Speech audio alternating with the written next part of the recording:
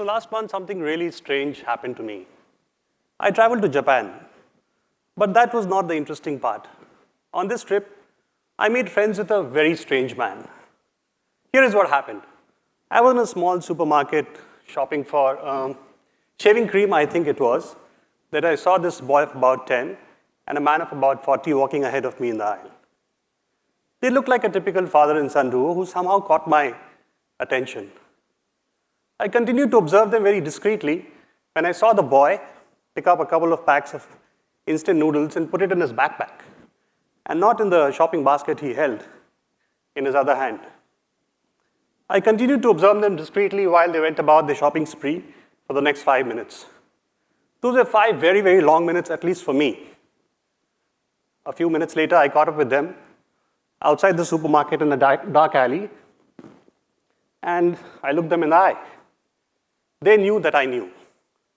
Anyways, a few drinks later, I found myself in the apartment of that man. Turned out it was a whole community of shoplifters. Man, woman, grandfather, grandmother, son, child, all of them living together in one house as a family, but they are not related to each other. I was at the absolute epicenter of that household, privy to their deepest, darkest secrets, their hopes and desires, their aspirations. I truly had gold-class seats to the action, and I really cherished that experience. After all, I had always wanted to be part of a community of shoplifters, especially in Japan for some personal reasons. I mean, I was in paradise. Okay, I lied. I never went to Japan last month, and you might have guessed it by now, it was a movie. I had been watching this Oscar-nominated Japanese masterpiece, Shoplifters. Now, every time I see a film like that, I say a silent thank you to the universe. Here is a human experience so visceral that only actually living with a community of shoplifters like that can come anywhere close.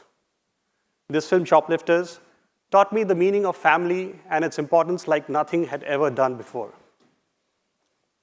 And it also made me think of this Sanskrit phrase, Vasudev Kutumbakam, which means the world is a family. This ancient philosophy already contains the germ of this idea of a global village, which today in the 21st century is both a reality and a cliche. And in order to be a global citizen, or to be a part of the global workforce, as all of us aspire to be, we need a level of empathy and a level of cross-cultural knowledge that is almost unprecedented in human history. It feels like an ocean, almost infinite. So if you want to navigate this vast ocean of knowledge, how do we go about it? Is there a hack, a cool way, and a shortcut way of doing it? Before I let you in on the secret, let me ask you a little question. How many of you ever had your parents tell you, listen, buddy, you're totally wasting your life. Do something better with your time. Watch some movies. May I have a show of hands, please?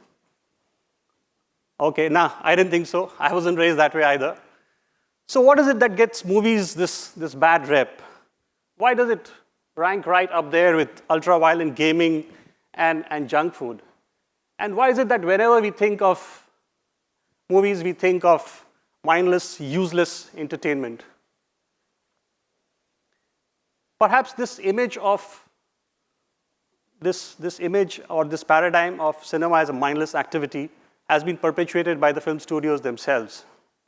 Because every Friday evening, they have a shiny new product to sell, and we, the consumers, need to be ready and primed to demand that product at regular intervals, almost like an addictive substance. So what lies on the other side of this shiny Hollywood entertainment coin? Perhaps the idea that cinema is art. Now, art is the most edifying of human activities. We human beings are the only ones who create art. This is what sets us apart from all other animal species. To me, art is perhaps the finest manifestation of the human condition. And so it was said very early on that of all the arts, the most important for us is the cinema. And who said these golden words? That's right, this man, Vladimir Lenin, responsible for sending 3 million of his countrymen to their early graves, all in the name of creating an equal society. So is there another way of thinking about cinema, a more useful and meaningful way that helps us. Instead of it just being a propaganda film or a genre film like drama or comedy or bromance or chick flicks, there are so many of them around. So let's say we thought of this thing called world cinema, films made in languages that we don't understand, which require us to watch and read subtitles. Now, if we started engaging with this kind of film, that might turn out to be really an intellectual game changer. So can we change the way we think about films? Here is the idea. Let's say we stop thinking about films as junk food and started thinking of it in terms of it being a superfood. And a superfood that becomes the building block of our learning throughout our lifespan, from our childhood to the grave. Let's say it ranked right up there with these guys, broccoli and meditation. So is there another interesting and a different way of classifying? Actually, let's think of, if we talk about film as superfood, let's take the example of a film about junk food. Now, Super Size Me is a film about a guy who decides to go on a 30-day diet of pure McDonald's. Morgan Spurlock, the filmmaker, decides that he's going to eat only McDonald's for 30 days. Breakfast, lunch, dinner, everything else in between. Every meal is going to come from McDonald's. Now, we follow him around for a month. The format of the film is that of a video blog. And we see that his initial pleasure turns to pain. His body begins to revolt, and his health goes for an absolute toss. We know very well that going on a junk food diet for a whole month is sheer lunacy. It's stupid and it's dangerous. But that was not always the case. Junk food used to be thought of not as a problem, but a solution. A solution to feeding a very hungry planet. So what changed after this film? Because of the huge outcry, discussion, and debate that this film generated, McDonald's was forced to make fundamental changes to its menu within a month. And it started a movement or a revolution of sorts against fast food, which continues even today. Now, that's the power of cinema. If harnessed properly, it can move mountains inside us or a pile of toxic French fries away from us. Research has shown that more than 65% of all human beings are visual learners.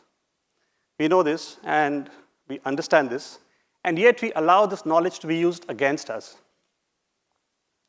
Every time we watch an advertisement or a political message, we are part of someone else's agenda.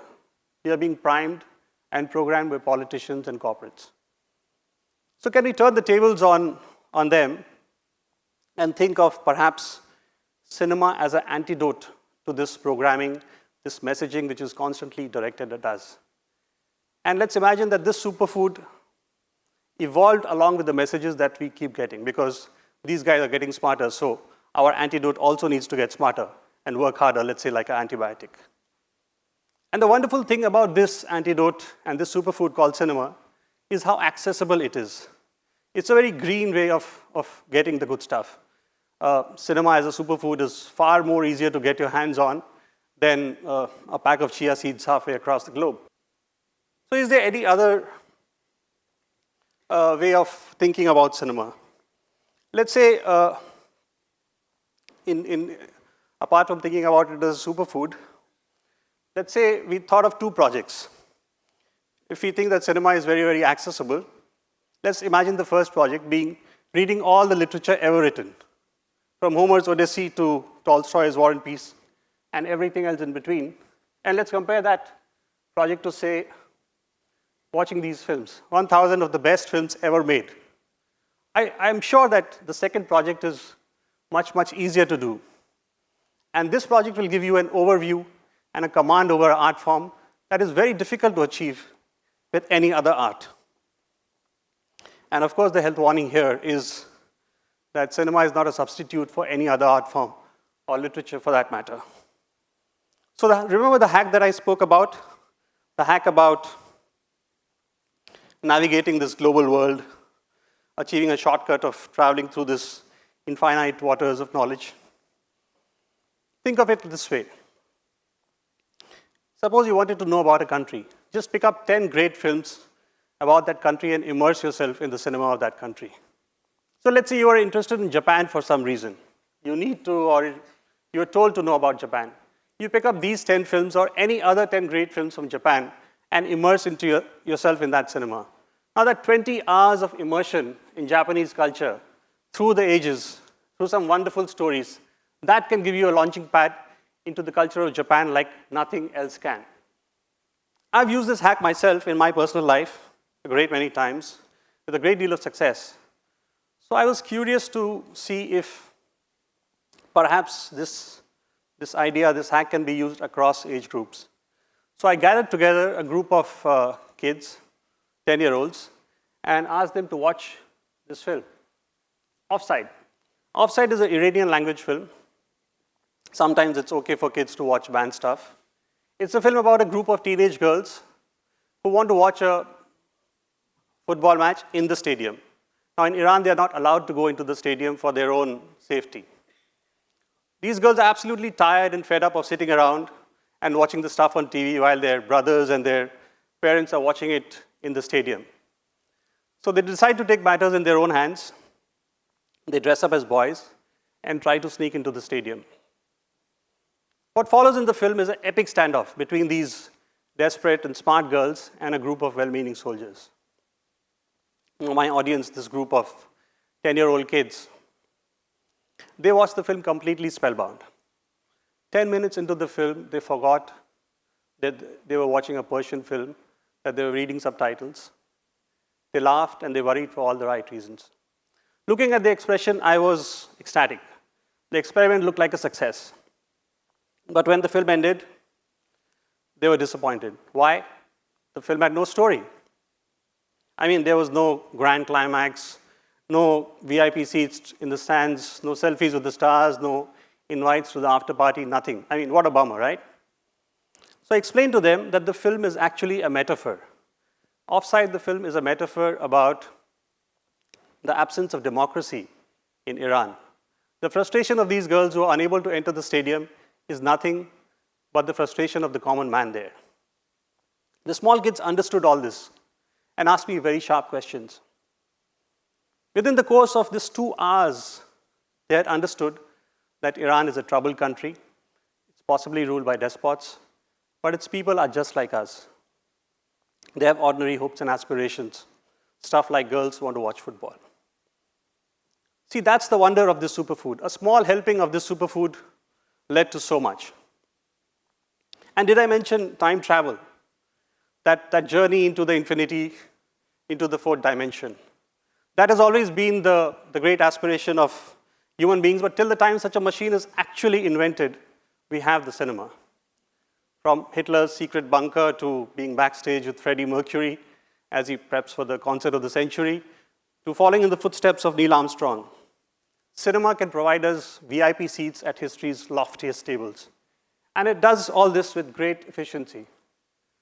If a picture is worth 1,000 words, as they say, a film should be equal to at least 172,000 words. And that's the math right up there. It's already stretching the limits of my mathematical capabilities. So, if indeed our goal is to journey beyond infinity across this ocean of knowledge, why don't we fuel that ship with the singular art form called cinema? I urge all of you, whether you are parents, teachers, or students, to think about cinema in a whole new way, to think of it as a superfood and include it in your daily diet and watch it work wonders on you. There's a whole lot of gold to be mined out there, a lifetime of wisdom and knowledge from every corner of the world. Thank you, and may the force be with you. Thank you.